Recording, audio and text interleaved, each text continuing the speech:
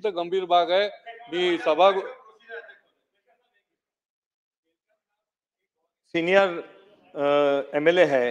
अध्यक्ष महोदय, पूरा बेंच खाली है, विरोधी पक्ष का प्रस्ताव है, इतनी गंभीर चर्चा हो रही है और कोई एक मिनिस्टर, अरे नहीं, एक मिनट अभी अध्यक्ष महोदय, सरकार ने नोंद लेना चाहिए, विरोधी पक्ष का इतना इंपॉर्टेंट प्रस्ताव, केलकर साहब जैसे इतने सीनियर आदमी बोल रहे हैं और बात सुनने के लिए वही नहीं।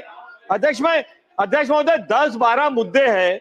आज ये सरकार ने ये जानना चाहिए, ये समझना चाहिए कि विपक्ष के मुद्दे को, हाँ ये मुद्दा हमारा नहीं है, महाराष्ट्र की जनता का मुद्दा। अध्यक्ष महोदय, उसको जवाब देने के लिए, उसको लिखने के लिए ना ही वहां गैलरी में कोई बैठा हुआ है। मैं मानता हूं कि वो अदृष्ट गैलरी, हमको उधर देखना नहीं चाहिए, मगर कोई ऑफिसर नहीं, कोई मिनिस्टर नहीं। अध्यक्ष महोदय, हाउस चलने के फायदा क्या है? अरे अध्यक्ष महोदय, भाग के रेस में आ रहे, भाग के आ रहे।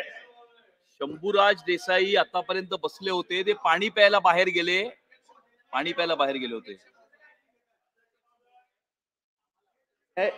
आम्हाला आपल्याकडनं न्यायाची अपेक्षा आहे। आपण कशावर उभे आहात? अध्यक्ष महोदय, आपण ज्या विषयावर बोलतो आहोत त्या विषयावर मी बोलते। अध्यक्ष महोदय, प्रश्न हा नाही आहे, कोणी लिहिताना दिसतंय आपल्याला? तुम्ही बघा, मी नाही सांगत आहे, तुम्ही बघा। कोणी लिहिणार नसेल, कोणी ऐकणार नसेल तर आम्ही फक्त काय वाफा दौडवायला आलोय? आम्ही सुद्धा मतदारसंघ रिप्रेझेंट करत असतो। जर लोकांच्या प्रश्नाचं गांभीर्य नसेल तर कसं चालेल? हा, मंत्री महोदय बोला। अध्यक्ष महोदय, सन्माननीय सदस्य बोलत आहे, आदित्यजी बोलत आहे, कोणी अडथळा निर्माण केला नाही। ते बोलत आहेत, 3 मंत्री कॅबिनेट आहे, राज्यमंत्री सभागृहात आहे आणि प्रत्येकाचं उत्तर इथं बसलो होतो मी, इथे आणि अध्यक्ष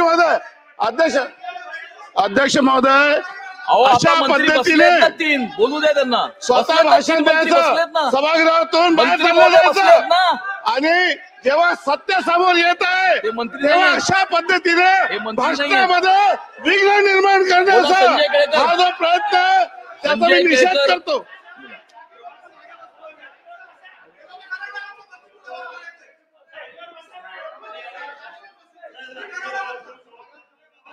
अध्यक्ष महोदय,